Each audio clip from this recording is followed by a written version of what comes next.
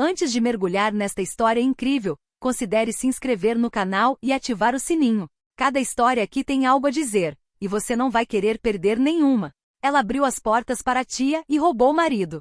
Helena Whitmore tinha tudo o que você poderia desejar aos 33 anos.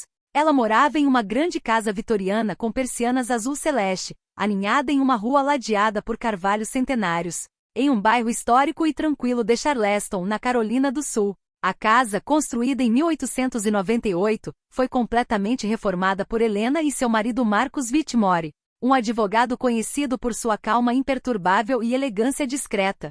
Juntos desde a universidade formavam um casal unido, solidário e solidário, quase perfeito demais para alguns. Casados há 8 anos, eles passaram por algumas provações como qualquer casal, um aborto espontâneo doloroso 3 anos antes. Uma provação profissional difícil para Marcus, mas saíram disso mais unidos, ainda mais ternos. Helena era o coração da casa, gentil, intuitiva, sempre atenta aos detalhes. Ela liderava Flor e Graça, uma floricultura elegante decorada com guirlandas de era, móveis de madeira bruta e vasos de cerâmica artesanais. Os moradores de Charleston vinham até lá para oferecer buquês de aniversário, decorar casamentos ou simplesmente para conversar com ela por um momento, enquanto sua voz reconfortante acalmava as almas. Helena não tinha gosto por excessos. Gostava de rituais simples, passear pela feira livre nas manhãs de sábado, escolher cuidadosamente as frutas para a torta de domingo, assistir a um filme antigo aconchegada com Marcus com uma xícara de chá quente nas mãos. Sua felicidade não era barulhenta. Era feita de silêncios conscientes, pequenas rotinas e amor discreto. Ela não imaginava que essa paz, tão pacientemente construída, seria destruída não pelo acaso ou pela crueldade do destino, mas por um rosto familiar do passado. Numa tarde no final de março, enquanto preparava uma encomenda de peonias brancas para um casamento, seu celular vibrou. A tela exibia um nome que ela não via há quase um ano. Muitas Veronicas. A voz do outro lado da linha era rouca, ligeiramente trêmula, mas ainda cheia daquela intensidade teatral que sempre a caracterizou. Verônica Morgan, a irmã mais nova de sua mãe. Helena, preciso de um lugar para ficar, só por algumas semanas. Ela falou rapidamente, com a emoção descontrolada que se reconhece em pessoas acostumadas a uma tragédia após a outra. Verônica, aos 42 anos, continuava tão linda e magnética como sempre.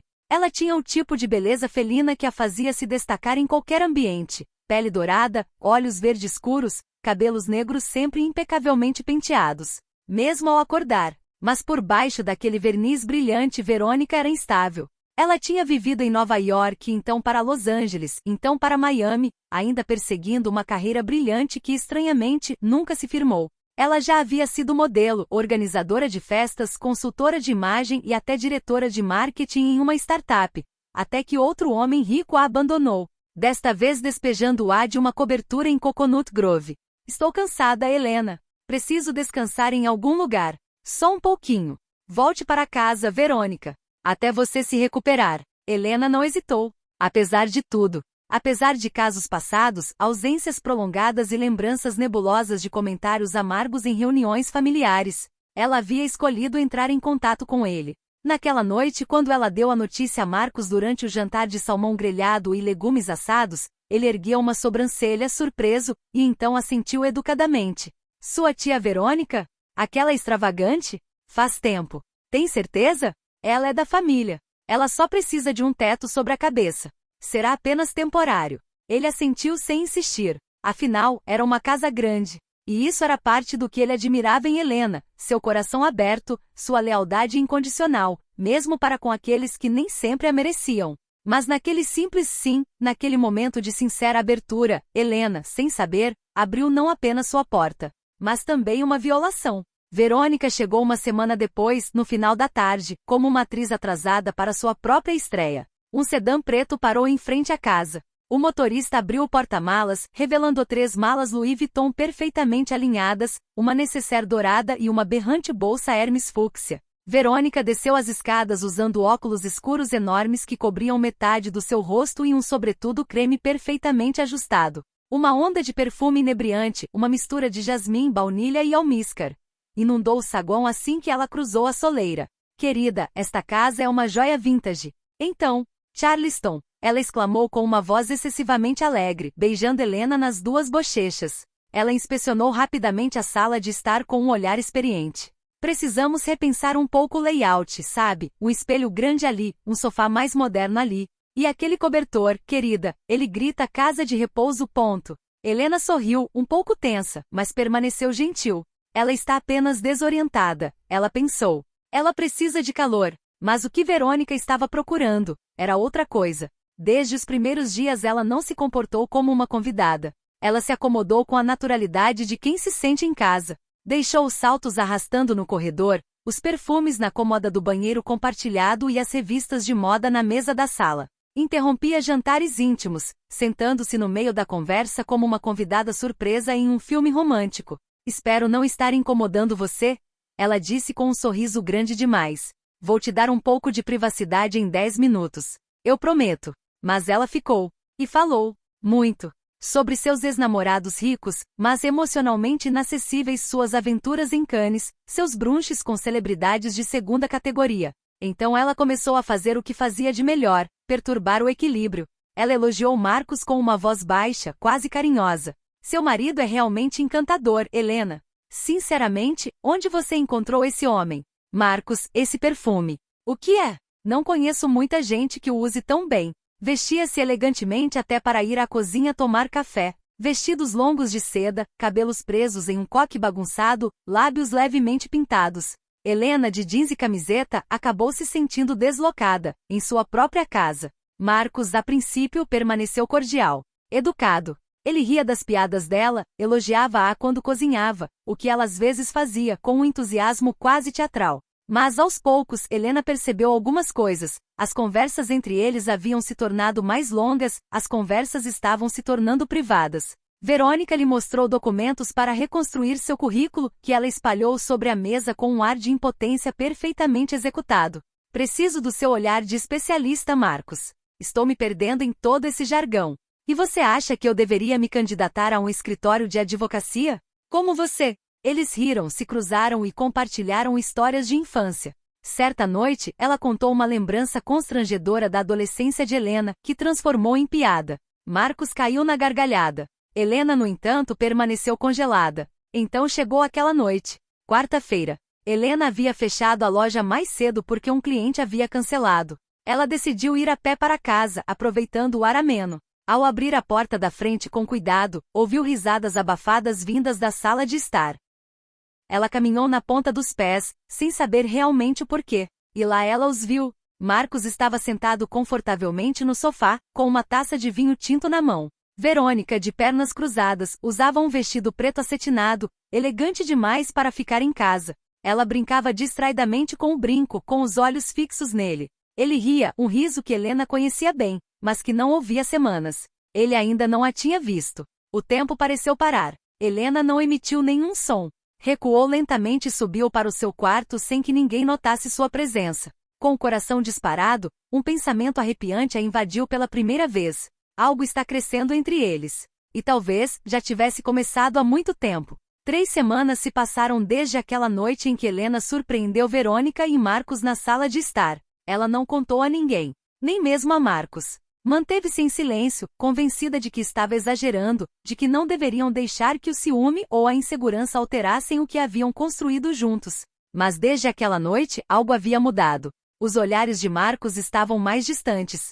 Os silêncios entre eles se alongaram, como abismos que nenhuma palavra conseguia preencher. Os gestos ternos haviam desaparecido. Nada mais de roçar as mãos na cama, nada mais de beijos matinais. Apenas uma distância educada, quase administrativa. Verônica, por outro lado, tornara-se invisível, presente mas nunca presente. Saía cedo, chegava tarde. Dizia estar vendo velhos amigos, indo a entrevistas, procurando apartamentos. Mas Helena a viu. Viu o jeito como ela descia as escadas quando Marcos estava lá. O jeito como ela olhava para ele quando pensava que não estava sendo vista. Não era mais gratidão. Era posse. Então, numa manhã cinzenta no final de abril, Marcos lentamente pousou sua xícara de café e disse: Helena, preciso de um pouco de ar. Ela olhou para ele, paralisada.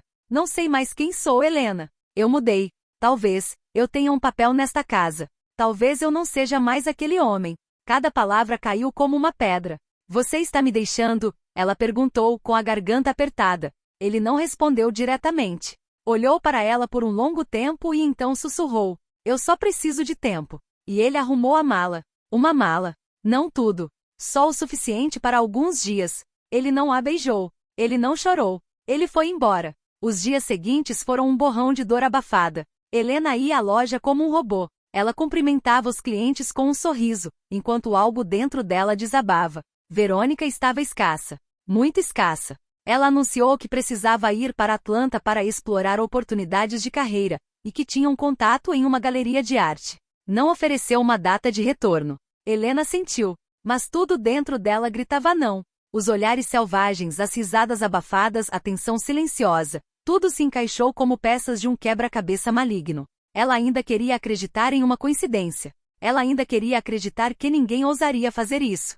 Não a tia dele. Não Marcos. Um mês depois, chegou um e-mail. Não aplicável. Nenhum remetente identificado. Ela hesitou em abrir. Então clicou. E lá a imagem apareceu. Marcos e Verônica. Em um restaurante chique em Buckhead, um bairro nobre de Atlanta. De mãos dadas. Ele com uma camisa azul meia-noite. Ela com um vestido marfim justo, sorrindo como uma mulher realizada. O garçom ao fundo trazia uma garrafa de vinho. Eles estavam rindo. Eles não estavam tendo uma entrevista. Nem viajando. Estavam juntos. Helena ficou sem fôlego. O chão pareceu ceder sob seus pés. A sala girou. Ela deixou o telefone cair no chão de madeira. Suas pernas cederam. Ela se sentou na beira da cama, em silêncio. Ela havia dado tudo. Sua casa. Sua confiança. Seu perdão. E eles levaram tudo. Ela não chorou imediatamente. Ela permaneceu congelada, seu coração como se estivesse suspenso, como se anestesiado pela violência surda da traição. Não foi apenas a perda de um marido. Foi o colapso de um mundo. De um sistema de lealdade. Da ideia de que o amor bastava para manter os monstros afastados. E o pior é que ela mesma os deixou entrar. Os dias que se seguiram foram um pesadelo silencioso. Helena vagava pela casa vazia como uma alma desencarnada. Os cômodos que ela outrora decorara com carinho pareciam-lhe estranhos. Até as paredes pareciam cúmplices do drama. O perfume de Verônica ainda pairava no ar, misturado ao aroma mais sutil de Marcos, uma mistura insuportável, ácida, quase tóxica. Ela parou de comer. Mal dormia. Seu corpo, antes radiante, definhava lentamente sob o peso da dor. Ela não acionava mais o alarme da casa. Não regava mais as plantas. Não atendia mais o telefone. Ela estava desaparecendo lentamente. A dor era ainda mais insuportável porque vinha de dentro.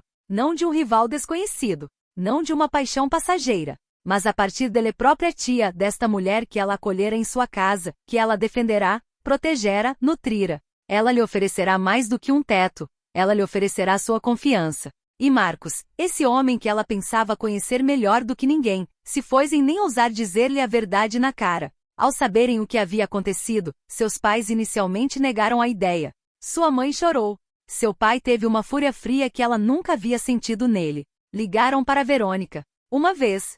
2 vezes. Ninguém atendeu. Então eles fizeram o que muitos não ousariam. Eles lhe viraram as costas para sempre. Não reconhecemos mais essa mulher. Ela não faz mais parte da família. Mas apesar do apoio, o dano já estava feito. E não bastava fazer um telefonema ou dizer palavras carinhosas para reconstruir uma alma despedaçada. Levou tempo. Muito tempo. Exatamente 1 ano. No início, Helena vivia em câmera lenta. Mas algo dentro dela se recusava a morrer. Talvez fosse orgulho. Talvez a semente de força que sua mãe havia plantado nela quando criança. Talvez, amor próprio ainda morno, mas vivo. Ela começou com algo simples, abra suas cortinas. Então ela andou. Só um quarteirão, a princípio. Então ela voltou para a loja. Nas primeiras vezes, ela não atendia aos clientes. Ficava no fundo, em silêncio. Mas o aroma das flores, os gestos familiares, o contato com a terra, eram como terapia. Ela então decidiu transformar essa dor. Ela mudou o nome da sua loja. Flor e Graça tornou-se ascensão e enraizamento para crescer e criar raízes.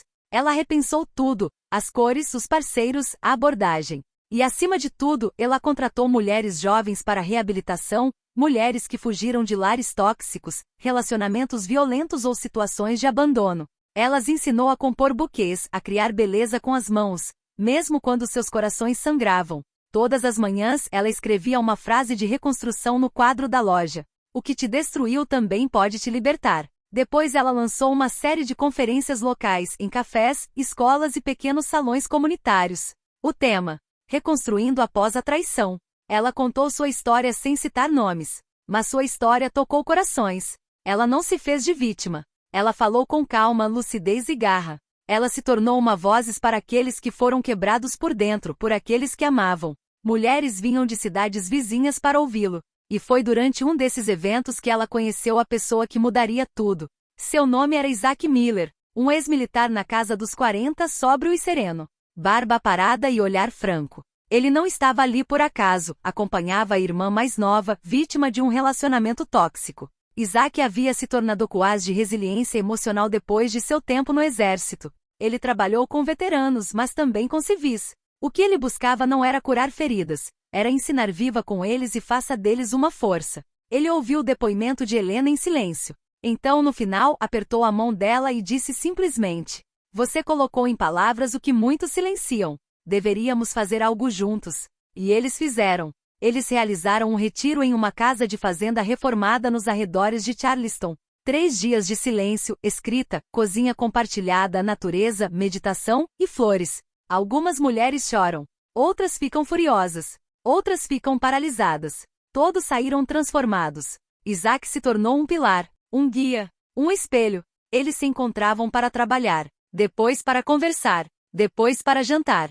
E sem aviso, um dia, ela riu de uma de suas piadas, e ela se viu querer rir. Ele nunca se impôs. Ele permaneceu. Ele ouviu. Ele apoiou. Até se tornar muito mais que um amigo. 2 anos se passaram desde que Helena ouviu o nome de Verônica pela última vez. A casa, a loja, a própria vida tinham mudado de ritmo. Mais lento. Mais suave. Mais alinhado com quem ela realmente era. Helena aprenderá a respirar de forma diferente. A saborear os silêncios. A observar coisas simples, a luz da manhã na janela da cozinha, o farfalhar das folhas no jardim, o tilintar dos sinos na porta da loja. E então, numa manhã de outono, enquanto a chuva caía suavemente sobre Charleston, ela recebeu uma carta, enfiado num envelope cor de marfim, sem endereço de remetente. A caligrafia inclinada, elegante mas trêmula, revelava um nervosismo reprimido. Era Verônica. Helena hesitou antes de abri-lo. Girou entre os dedos, sentindo o coração disparar, mas suas mãos permaneceram firmes. No interior, 3 páginas. Frases longas. Arrependimentos. Palavras escolhidas. Uma confissão. Verônica estava falando sobre o resto de sua vida depois de partir. Marcos tinha ido embora. Apenas 11 meses após a fuga conjunta, ele a deixou sem uma explicação clara, dizendo apenas: Pensei que encontraria algo com você, mas na verdade eu estava fugindo do que havia destruído. Ela tentou reconstruir, mas tudo ruiu, suas economias, seus relacionamentos, sua reputação. Ela falou de solidão, de noites sem dormir, de rostos que não conseguia mais ver no espelho. Ela escreveu que ela agora entendia o mal que ela havia causado, que ela não buscava desculpas ou perdão, mas uma troca, um café, um olhar, uma frase. Ela terminou com estas palavras: Sei que não mereço nada, mas às vezes até o silêncio dói. Estou te enviando esta carta para dizer que te vejo. Finalmente. E que me culpo. Helena leu apenas uma vez. Ela sentiu suas emoções se intensificarem, contradizendo-se, uma raiva antiga, uma tristeza surda, uma compaixão que ela não havia despertado. Mas nada de ódio, nada de ressentimento. Ela dobrou a carta lentamente. E sem dizer uma palavra, ela foi até sua escrivaninha, abriu uma gaveta funda e tirou uma caixa de madeira rústica na qual guardava alguns objetos de seu passado. Uma pulseira que sua mãe lhe dera, uma foto dela e de Marcos em Paris, um antigo cartão postal. Ela colocou a carta lá dentro. Então fechou a gaveta. Podemos curar sem reabrir velhas feridas. Ela não precisava de mais respostas. Não precisava de mais explicações, nem de mais confrontos dramáticos. Ela tinha perdoado à distância, silenciosamente por si mesma, não para libertar Verônica, mas para não ser mais sua prisioneira. Hoje, Helena Whitmore vive uma vida pacífica. Ela abriu uma segunda boutique em Atlanta, em um vibrante bairro de arte e música. Lá ela vende arranjos florais inspirados em emoções humanas, esperança, renascimento, resiliência. Ela se casou Isaac Miller num pequeno jardim botânico, cercado por flores silvestres, cadeiras de vime e ex-alunos de suas oficinas. Nada de vestido branco grandioso, nada de cerimônia espetacular. Apenas eles, e o canto tranquilo do vento. Havia uma mesa vazia naquele dia com uma placa que dizia: Por todos aqueles que éramos antes de aprendermos a nos amar. Ela nunca respondeu à carta. Não por crueldade. Não por vingança. Mas porque às vezes o verdadeiro poder está em escolher o silêncio. Não o silêncio da submissão, mas o da paz encontrada. A de uma mulher que não espera mais nada porque já encontrou tudo, em si mesmo.